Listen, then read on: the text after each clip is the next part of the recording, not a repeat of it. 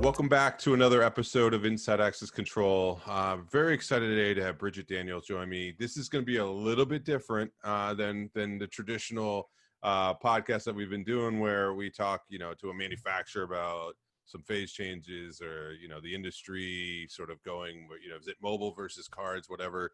Non-technical on this one on that side, but I would argue more important than any of the other subjects that we talked about so far. And we'll dig into it. But Brigitte, thank you very much for taking the time. And I know you're busy and you got a lot going on. And happy birthday to your daughter. So I appreciate you doing that. Thank you. No problem. Thank you, Lee, for the time. Of course. So we met actually. Funny how these things work, right? I don't know if you remember, but at the IOTC in New York City, you were on a panel. I was on a different panel. And you lit up the stage, and it's one of those things where, it's sort of like, I need to know who that person is and we need to talk, because you could kind of feel sort of the energy that was there, that somebody that not only you can instantly understand and respect, but it was like, those are the time, I want her in my life of what's going on in work and that. So since then we've stayed in touch, and we talked here and there on a lot of things. But with the recent environment of what's going on, I thought it was ever important, and so did you, that we got together and just started to spark a conversation. So with that, that's what we intend to do today. So let's kick it off with the ever important question. How are you doing? It's a heavy time right now. I'm in Philadelphia. I live here. I've been a Philadelphian for my entire life. Our business is here, and I live literally about 10 minutes from City Hall, where Joe Biden spoke yesterday, and the majority of the protests are occurring over, just injustices that have happened for, weeks, months, years, decades. So it's a very trying time, and it's heavy as a Black woman raising family and having to be combated with just images constantly. In the last couple of months, it's been constant. All the while, in the sense of a pandemic happening with health, there's also a pandemic happening with civil unrest. So I'm tired, and I think I can speak for a lot of my family and friends. We're tired. So that's one thing. But as a business owner, and as an African American business owner that has been around for 40 years, and for those who don't know, Wilco Electronic Systems, we are an integrator of access control and security surveillance services, literally for 4 decades, family-owned business. And we've been providing those services to Philadelphia and Center City in the region of Philadelphia for a very long time. But even as a business owner doing this work, low voltage access control for 40 years, the opportunities that we have are not as great as others because of the same things that are happening, why people are upset right now, right? So there's a lot that we're processing. There's a lot that we're hoping for change. So it's a time of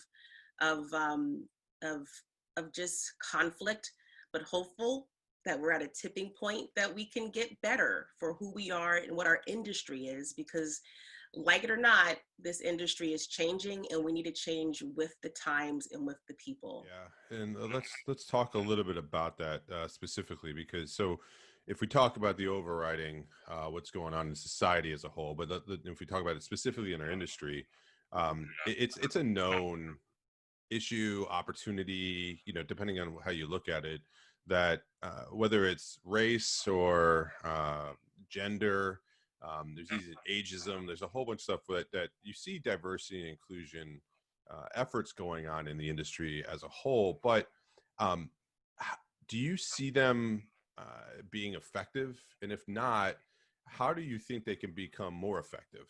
Because I think that's the goal of what everybody wants. Like, I do believe the intentions are good. I don't know if the intentions are enough or there's enough conversations that are going on. That's a whole different conversation. But how do we make it more effective? Because there are a whole bunch of people that would like to see things evolve from where they currently are now. Mm-hmm. Well, I think we have to start thinking of our industry as an ecosystem with people and communities. And I think that's a way to start. I think I I talked about this when we first met at IOTC. So shout out to the IOTC team and Greg Hahn and his team, for just the space to talk about how do we include and bridge the gap, because the missed opportunity that I think the industry of access control surveillance is seeing is that these products are not just literal like hand manufactured products anymore, right? They are such more intricately really included in people's lives every single day because they're so personal now. And now access control is merging with IoT, which is now in people's homes. So we're no longer a lock, and you're no longer a door, and you're no longer a thermostat, and you're no longer a camera. You're connected with internet and wiring and people and phones that make our industry completely different. And that's the entryway to have this conversation about diversity and inclusion, right? Because people have to trust what we sell. People have to feel connected to it because they literally are using it to connect.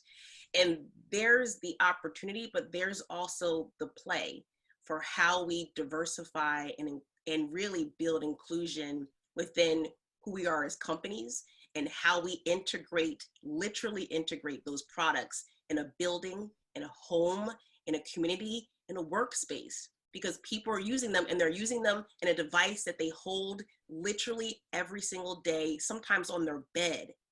So our industry is so much more involved that we have to have inclusion as part of this conversation. And that's the way that we need to think about it, for people to understand, like, it's not just a product and a manufacturer. We are actually a part of people's lives. That's where I think the new foundation should set based upon what's happening in current times, whether it's the pandemic of COVID or the pandemic of civil unrest. We are still connecting people through access control devices. Yeah, no, you bring up a point that I've not thought about, but actually is it's a technically driven industry, Mm-hmm. and frankly, like if I speak to just the access control side, most of the time the end user, the person that actually was interacting with the product on a daily basis, it was really just a card and a reader on the wall, and you didn't really have to worry about the person, right? And it was like it's about safety, and we're going to keep the bad people out, so you build barriers and you do that. Now, like you're saying, there's the people are now part of it because a lot of it's from the mobile side. Now there's identity, there's a bunch of that stuff that's going on, facial recognition from the video end, the rest of it, right? Right, So there's a new stakeholder that needs to be brought into the conversation. right. Now I think most companies would probably say, yeah, we're customer centric, but a lot of times I think when they say that, they're actually more like the admin centric, versus the end user centricity around that, right? So maybe that's one way of a takeaway that I have on that is like having that customer voice a bit more in the process, not from the admin, but the actual person that carries the credential on their phone and uses and interacts with the space. Now, if we align there on that, but even in that side, customer alone, if you look at it, and I am one, but like if we go to the ISC West or you go to any conference, Right. it's white guys walking around. There's some women, there's even less minority, black, brown, whatever, right? Like there's less of that. That has nothing to do with the product though, right? So I gotta believe if there was more of those faces in the conversation when you're building product and you're selling product and you're installing product, that some of that stuff would intrinsically sort of unconsciously biases would kind of go away. So how do we break that chain, if you would, of changing and evolving to where you don't have to necessarily think about it, right? Because you are it. Mm-hmm. Is that fair? I mean, I think why, you know, there the access control security industry is also so monolithic, right? As you said, there's a lot of white males when you go to these conferences. And I just started going to them because we were in the cable business for a very long time, about 40 years as well, too, which was much more, B2C, like consumer was actually, using and adopting our cable television in their home. But now that we're double downing on our access control business, which has been mostly like a B2B enterprise. There really hasn't, like you said, had to have a need for diversity that much, whether, you know, it's in the companies who they hired, their team members, their staff, their employees. Um, it's been driven by real estate, and it's been driven by facility managers that probably necessarily don't need to really show, or hasn't had to show a lot of you know, just demographic representation. But I think, like, we're a changing nation, like we're a changing, literally a changing, you know, world. And I think some of the statistics around who's consuming these products, whether you're a building owner or whether you're, you know, a developer who's buying and procuring services for residents in their multifamily residential, you know, building, um, people of color are over consuming, over indexing by 10x of everyone else, literally. So even if you look at it as a business, right, the business opportunity, the teams have to be reflective of the audiences that we're selling to, right? The teams have to be reflective of the audiences that you need to integrate into. And I think that might be, at least from my standpoint, the only, or one of the only ways for people to understand how important it is for diversity to not just be about, you know, who you're hiring, which it absolutely should. It should absolutely always be demographically representative, right? That's just basic business 101, right? The more you have people that look like the people you're serving, the better.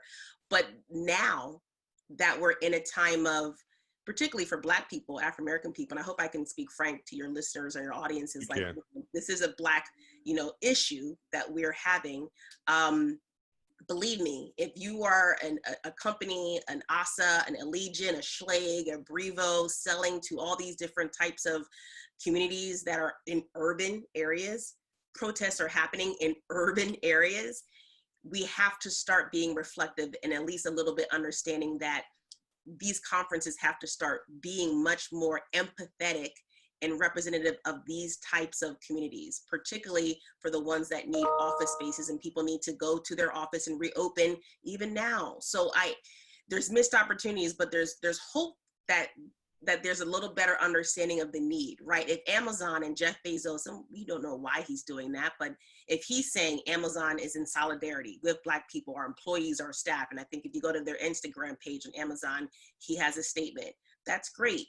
I think, was it Tony Bizzuto, whom I love? Bizzuto is a property management company. They've been really ahead of the curve because they've been talking about inclusion for a while, so I appreciate it, but definitely, like, in the last week, you know, he sent out a beautiful letter, written and authentic, just saying that they're supportive and that we need to change as business owners, as developers, as property, you know, owners and security companies and access. We need to be more cognizant of the concerns of our customers. And I think that's not rhetoric. I actually think that there is authenticity in that. So there has to be kind of a changing of the paradigm, Lee. Like, that's not an easy thing. That's not going to happen overnight. But I do think we're at a time when let's all just reflect. We've had to for 2 months already, reflect just as a global pause.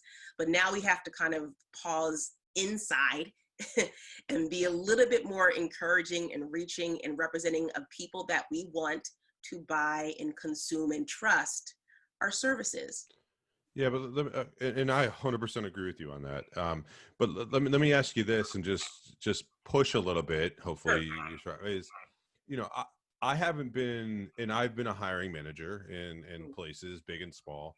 I've never been in a meeting where somebody said, you know, go hire more white people, don't hire any more Black people, or, like, you know what I mean, like that, right? So, um, and I also know, as somebody who's put out sort of a need to, like, try to hire people, there hasn't been much of a response back in that direction either. So how do you bridge it in some way of, you'll hear, and I've heard it from leaders in our industry that have said, we've tried, but Mm, no one shows up, or you know, we've made an effort, but we don't know what to do. So, like, it's sort of, because there's a push pull side of this, I think it's fair to yeah, say, correct? But, like, yeah. how do we do that? So, because if I put up a job rec right now, I can't put, like, I don't think I can put on the top of it being like, you know, for African American only, you know, positions. Like, Mhm. what do you do there? Because I do think there are people in leadership in positions and not leadership positions that Right. really want this to change, but they don't know what to do, or they've tried and they haven't gotten a response, or I'll put aside the people that I don't think do, and Right. I think they're the minority more than the majority, right? So Right. what do you do? So this is a conversation that in the tech industry, right? The tech industry has been battling diversity and inclusion for literally probably a decade. Programmers, software developers, we all know that if you want to have a product that reflects the demographics, it's got to be diverse. And for a long time in Silicon Valley, there was none. So technology has always been kind of like, wow, we need more representation. So that's been a national movement to push technology inclusion. I've been a big part of that conversation in Philadelphia and the region, and definitely different parts of the country. I sit on FCC boards who talk about it because technology is what's going to drive the entire economy for at least the next 50 years, right? So we have to have more diversity in technology. However, the access control business, security surveillance, we're now a technology business, guys. Not sure if people really got that message, but when you talk about cloud platforms and everything being literally migrated in a home, in a unit of the Internet of Things, that is a tech business. So when I hear people that are in like Google or Amazon, what they do, because they know that technology is also their main platform, they just look for different places to hire. And believe me, it's very easy to say, oh, we've tried to look here and no one hires us. Well, then you got to go to where people are. Have you tried to go to maybe HBCUs? Maybe create partnerships with Spelman College, Morehouse College, Howard University, right? These are all different places, just name a few, and I'm a proud Spelman alumni, that's a place where you go when you would like to basically look for great talent. Because it's not like Black people or minorities need a handout. We just need opportunities. We just have to go to where these people are. And believe me, you're not going to have a hard time finding great talent, Black talent, woman talent, gender talent, Latino talent, looking for opportunities in technology. They are literally driving technology, software, social media. I absolutely think IoT is missing the great opportunity to have much more inclusion because everybody has a phone. Everybody uses it. Everybody likes to control it. And I can tell you, African Americans absolutely are over consuming and over indexing in usage. So if you already have an industry that's driving innovation and access, how you enter anything, a door, a house, a building, you have to message that in a way that people are going to be attracted, but it's not even a hard sell. Go to where they are. We find talent all the time, not because we're Black. We know, we do look like the people we're trying to attract, but we just know that there are places that people aren't looking. And believe me, if you open those on-ramps, those new partnerships, collaborative, you got to think outside the box. You can't just stay where you are. You definitely got to go and think differently. You will find that business. Like there's workforce opportunities that I love about this industry that we haven't even touched yet. Integration, access, construction, installing, but then commissioning, the software, IoT. Those are missed opportunities. That's a workforce development gold mine. And I am absolutely about driving that because we're going to have to, particularly now, when you're going to have people go into communities and integrate it. Yeah. Absolutely imperative. So you got to go outside the box. You got to think outside the box. You got to create new partnerships, new city partnerships. We're talking about smart city growth as well too. I'm sure every city has a plan for smart city growth. We definitely have one in Philadelphia. Workforce is part of it, and that's a part of the tentacle you use to find your talent. But you got to do things differently. If you do things the same, you're going to get the same results. If you do things differently, you're going to get different results, different attraction for the talent that we want to represent who we are as a city and who we are as a country and who you are as a company. You got to. No, that's totally fair and well said, and you're right, and that's great guidance on what to do that. Now, if I could switch gears a little bit on that, but same kind of conversation, speaking specifically to our industry around what feels like a hesitation, fear, I've had it. I'll be honest. You and I spoke about this. I sent you a text on this because I just didn't know what to do. And there's a belief and a fear, and I think this is much greater than just our industry, but let's keep it in specifically to our industry.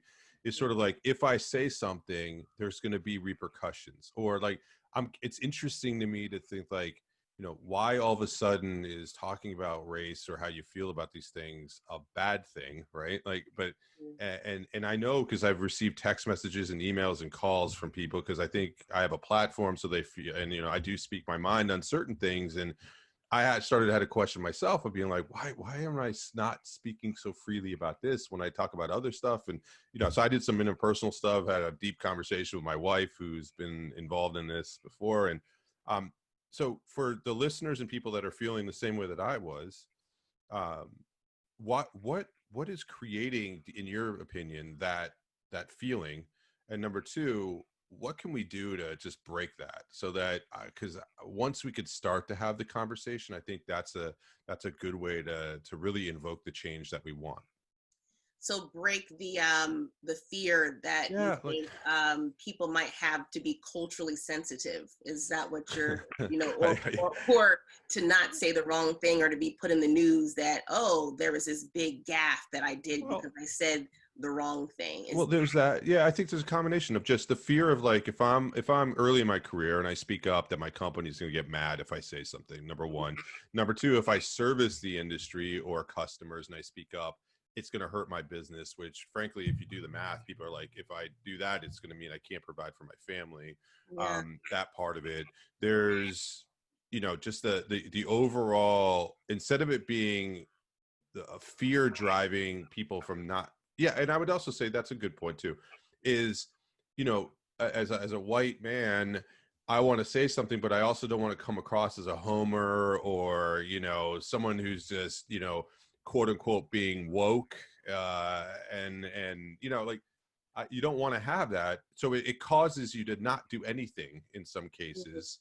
Mm-hmm. And but I believe it should be the other way. So like, how do we break that? Because our industry doesn't do it enough. It just doesn't do it Right. enough. Right.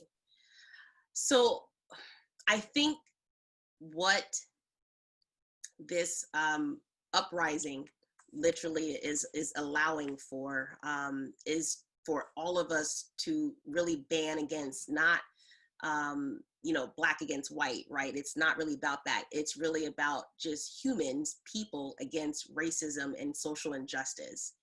And if you want to be an ally, right, and be a part of the movement to just start changing the discourse, know that the opening now is here, that you can freely say, or use words like, black, or help, or, I may not be totally sure how to help, but I definitely want to do something, without also, putting myself in a position of not knowing what to say. I think it is not an easy, it's kind of a tricky little mind that you feel you have to kind of make sure you're not stepping on toes or being disrespectful. But the conversation is open now, right? The conversation is open. The platform is open. Literally, I think everyone liked to not. I think there was kind of a hesitation to even say Black Lives Matter, right? Because it seems so politically charged, and it seems like you're on the, are you a Democrat, or you Republican, are you for this, are you for that? But it's okay now to think and say Black Lives Matter, because what's been happening is that we've been seeing that they haven't. And when every company, including Peloton literally put out a statement that they are for Black people. Amazon, we are in solidarity with Black people. HBO, Netflix, all of these companies are actually using the actual word, because there's power to say it, and there's power to understand if you don't even know how to completely use it, or even, contribute towards it. But I think that's where CEOs have to now start to open those avenues up, right? I think there's probably going to be so many conversations in companies, as they should, about how to be more equitable and equal in your employee base, so that your employee base can start talking and not feel like they're in fear. And I think when a CEO can say it and make a statement, I don't think there's been that many statements made by people or So CEOs in the if access control and security surveillance or IoT business, and they if I should. may, if I But may on that. yeah, So as yeah, of 2 days, I've gone through and looked at 60 companies in our space. right. 5 of them have made a statement of some sort. Yeah. Either the CEO, the corporation, or so 5 out of 60, and I've got another 30 Five here out that of we're going through. 60. Yes. You know, it's okay to make a statement. It doesn't say you're going to lose your client who, you know, you're not going to lose your client. You're not going to lose any relationship, I think. And if you do, then that says something too. All it says is we respect the people who work for us. If you have Black people or people of color on your staff, we respect our marketplace as you should. If you are serving markets that completely are diverse, which most markets are, it's not it shouldn't be scary right now. It should be empowering that you are actually a part of the conversation and a part of the change that we all need to see. So it has to start from the top. That's in anything. That's in access control, that's in law, that's in finance. It has to start from the top. People have to feel that their CEO is driving that change so that they feel comfortable too. That's all leadership, right? Once Yeah. that stance is taken, that's why you've seen Tony Bizzuto and Jeff Bezos and other companies, Sesame Street, which they absolutely should, right? But I mean, granted, like Peloton, why? Because Peloton's, their business skyrocketed in the last quarter, Yeah. right? Everybody needed to get exercise at home. So again, even if you don't look at it as a complete in the heart, we need to help humanity, look at it for your business. Right. Like, take the stance. It is okay to do that right now. And I guarantee your whole team and your company will be better for it. They'll be better for it because they'll feel better about it. They're probably already talking about it. They're probably already in their home on the phone. Everyone, you can't, you know, go to like a Zoom call and then not listen to the news and it not infect or impact the same thing. Like it's okay. And it should be okay. And that's how we drive change, not even just in our industry, but across all sectors. We have to start talking and talking okay. And if someone makes a mistake, just know that at least if you try to at least write that mistake and know that, you know, I'm not sure necessarily how, maybe having a diversity inclusion executive join your team in some kind of way that would be helpful, but definitely start at least the dialogue. Yeah, no, I that's totally fair, and you're right. It's actually interesting too, is that it's not just a U.S. thing either. I mean, you're seeing it all over the world. So I think people are Absolutely. watching, and it's an Absolutely. opportunity. Charts everywhere, everywhere, everywhere. People are, it's just, we can't. And I think the global pandemic of just like realizing how fragile life is and how much we have to take care of ourselves and our families. And then you have all this social, you know, injustice that's also occurring at the same time. I think we're all just, we're tired. We got to be better. I We agree. got to be better. We cannot keep in the same, we got to be better. And that's not just United States, that's across. Everyone is just, everyone has had a moment to sit back in their home and pause. And we should pause about this too. I agree. So on that, so we'll wrap up soon, just because on the timing side, I know you got a lot going on. But uh, two questions, I guess. What does good look like to you, and what would be sort of the suggestion, sort of call to action, if you would? I would like this to be somewhat of a spark. So if you could just summarize, what does good look like, and what would be a call to action that you would have? I think for our business, specifically, you know, surveillance, access control, good looks like, you know, a couple things. If you see wrong, say something. It's the same, like if you see something, say something, right? That's just basic meaning. And when you say see something, meaning like if you see tendencies or behaviors that are not um, indicative of positive movement forward in your employees or even in yourself and your families, you got to say something. You got to write that if that's what you truly feel, and you should. That will be a help. I think even just understanding as a business person in access control surveillance that our business is truly an ecosystem now. It's not just about literally the hardware. It's the software and the people all coming together, being integrated. That's a great new framework and paradigm to build from, because that means it's not just about your silo. It's about your silo connecting with everybody else, and everybody else looks a lot different. It's all multi-generational, multiracial, all walks of life using our products right now, using our platforms, using our software. That's a good place to start to drive that new thinking. That's what good looks like to me also within access control. And I think leadership has to be a part of the conversation. And if leaders can take stances, if those, what was it, 3 out of 50 or 6 out of 50, It Lee? was five out of Five. 60. Ha, right? 5 out of 60. If those other, 54 CEOs in some ways can make some kind of just action. And again, it doesn't have to be so outward or so, it doesn't have to be uncomfortable to who they are, but that would help. That would help send a message that this industry needs to turn with the times. That's what good looks like too. Again, I keep mentioning Tony Bizzuto because he's one of the only property managers that I've seen, at least into my knowledge, that has absolutely, cut across the sector and made a statement. But it doesn't even have to be as lengthy as what he said. It just, even on a social media platform or conversations you have with your team, the statement has to come from leadership. So leadership, new thinking, and also just the ability to start to make changes where you can personally within your own everyday life will be a good start in the right direction. Well, I think that's a good call to action, good point to end on if you're okay. But if people want to find out more about you, because you're amazing, your company, where's the best way and place they can go to find out more? Absolutely. I mean, again, Wilco, we've been decades long in Philadelphia region. We are definitely now pivoting completely into the integration of all of these wonderful new platforms and services because we're a service business at the end of the day. But if you go to Wilco, our Wilco website, which is wilcoinc.com, we can be reached there. You can reach me through LinkedIn. We integrate, we help workforce, we wire, and we are low voltage designers at the end of the day. We just happen to be a company that's been founded by a proud African-American man of color, but we have a reputation of just being a good business.